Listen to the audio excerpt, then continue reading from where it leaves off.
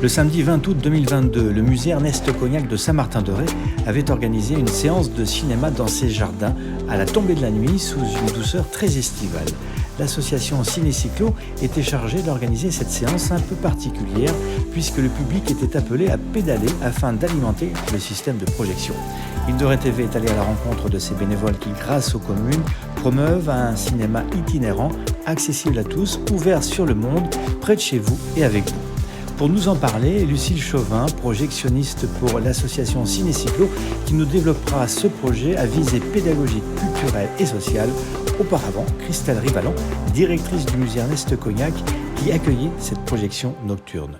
Le concept Ciné-Cyclo nous a été proposé par l'association l'année dernière qui était déjà intervenue sur le territoire de l'Île-de-Ré. L'idée, c'est que quand ils se déplacent sur un territoire, ils rentabilisent un petit peu leur venue et proposent des dates aux différentes collectivités.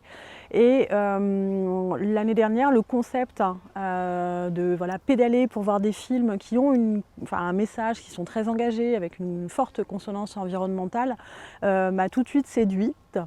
Et dans la liste de films disponibles, il y avait des films comme L'Envol, qui faisait aussi écho à l'œuvre monumentale de Klaus Pinter qui était présentée dans la cour, ou encore le film Fracas qui est tourné aux îles du Salut et qui faisait un parallèle évident avec notre lien à l'histoire pénitentiaire. Donc, moi j'ai vraiment été emballée par ce concept et naturellement j'ai re-signé pour cette année avec une sélection de films en lien cette fois-ci avec l'alimentation pour faire un clin d'œil à notre grande exposition estivale à la table des Rétés. J'ai commencé l'apiculture moi parce que j'ai rencontré un apiculteur.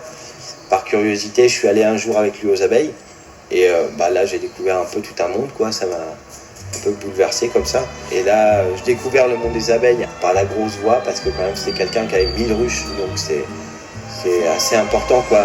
C'est pas l'approche que j'ai maintenant de l'apiculture forcément 10 ans après. Je m'appelle Lucille Chauvin, je suis basée à Toulouse et je suis projectionniste pour l'association Ciné-Cyclo. Donc Ciné-Cyclo, c'est une association qui est basée à Dijon, qui a vraiment son ancrage territorial en Bourgogne-Franche-Comté. Et donc c'est un concept qui a démarré au Sénégal.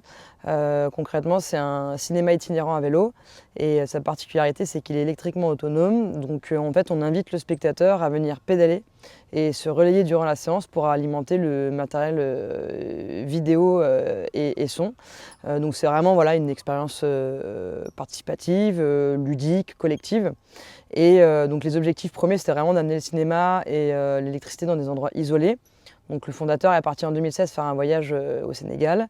Il est rentré en France et je dirais qu'en 2017, vraiment l'association est devenue une aventure collective avec donc maintenant des bénévoles qui sont là depuis plusieurs années et puis qui travaillent sur l'aspect technique et l'aspect cinématographique, puisque en fait c'est vraiment nos deux cœurs en fait d'activité.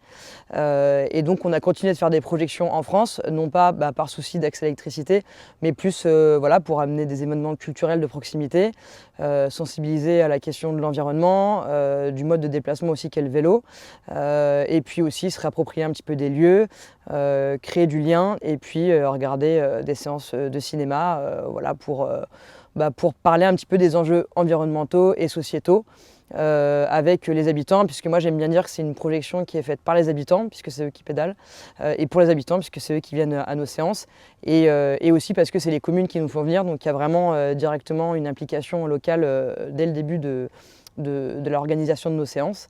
Et aujourd'hui, on est vraiment basé à Dijon, mais on est devenu itinérant un petit peu partout en France parce qu'on a des relais qui se sont faits naturellement sur Nantes, dans le sud, dans l'est de la France.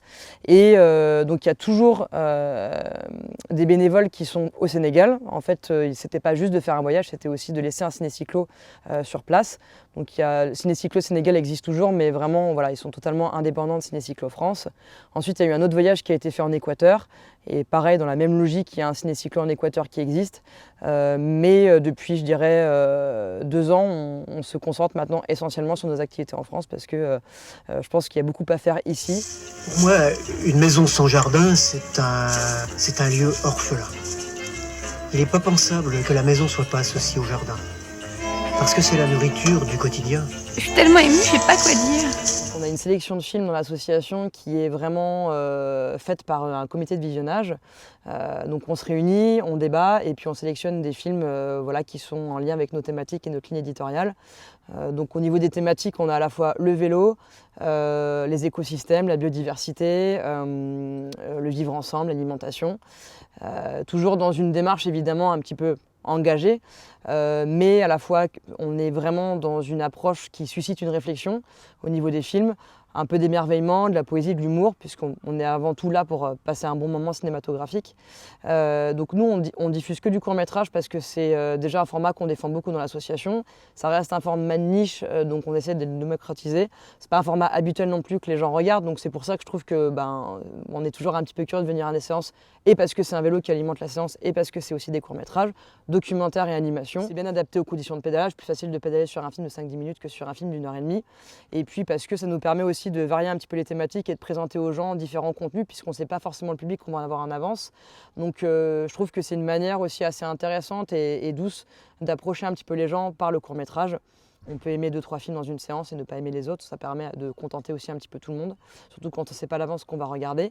Et donc là ce soir, dans le cadre de notre projection à Saint-Martin-de-Ré, donc c'est vraiment Christelle avec qui j'ai travaillé qui a choisi les films. Voilà, ça fait 2 ans qu'on travaille ensemble. C'est toujours important pour nous d'impliquer le partenaire dans la construction de la programmation parce que eux savent un petit peu leur public, leur territoire et puis ce qui peut plus coller sur une commune. Et là ce soir on va avoir 4 courts-métrages de documentaires et qui sont donc en lien avec l'alimentation, puisque en ce moment il y a une exposition voilà, sur l'alimentation des Rétais et des Rétaises. Donc ça permet de faire un petit clin d'œil et puis en même temps voilà, de rester focalisé sur une thématique. Et ensuite pourquoi pas, ça dépend, mais derrière nous on aime bien lancer un petit échange avec le public, voilà, soit sur les films, soit sur le dispositif. Donc ça permet voilà, de continuer à créer du lien même après la séance. Dès que mon métier m'a donc libéré, j'ai eu du temps pour chercher à comprendre qu'est-ce que je faisais là, de sortir un peu de cette vie horizontale où, la tête dans le guidon, on n'a plus le temps du tout de comprendre le sens de ce qu'on peut faire. Du coup là on est vraiment en position de vélo générateur, puisque j'expliquais que tout à l'heure, l'idée c'était d'être itinérant et de transporter le matériel sur le vélo. Donc c'est le même vélo sur lequel on roule la journée qui sert à générer l'électricité le soir. Donc en fait on a une dynamo à l'arrière, voilà, c'est vraiment le système de friction entre le pneu et le galet qui fait qu'on génère de l'électricité. On repose sur le porte-bagages. La journée, le porte-bagages fait son travail de porte-bagages et le soir, il fait office de béquille et il surélève le vélo. On envoie du coup, donc là Marlène est en train de pédaler, elle génère de l'électricité et en fait, tout ce qu'elle génère est envoyé donc, dans ce boîtier qu'on appelle le boîtier puissance. On a une petite jauge verte dessus qui nous indique un petit peu l'autonomie qu'on est en train de charger. Donc plus on va remplir cette jauge et plus on va gagner en autonomie. On estime qu'on a entre 1 minute 10, 1 minute 20, soit pour changer de personne, soit avant que ça s'éteigne. Et donc tout ce qui est stocké ici donc, permet d'alimenter le petit vidéoprojecteur qui se trouve là. Voilà, donc avec le son, l'alimentation, donc tout est relié.